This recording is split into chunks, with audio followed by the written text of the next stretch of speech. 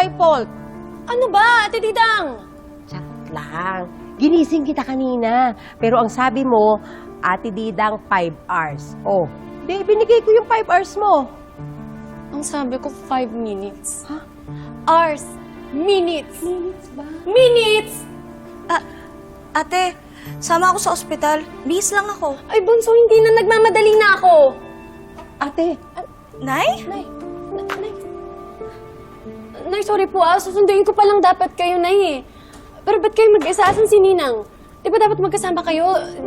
Sana hinatid ka na lang niya dito. Tapos na lahat ng test. Bukas yung resulta. Dinaanan ko ng ninang pass mo sa sakay. At saka, okay na naman ako.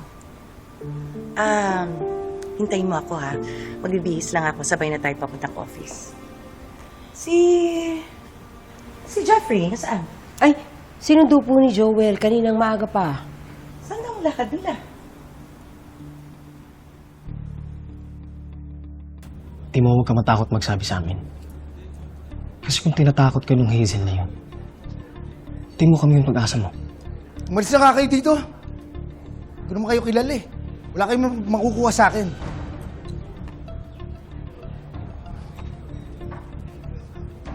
Tulungan mo lang yung mag-iina ko, ha? Sa kayong nanay ko, ha?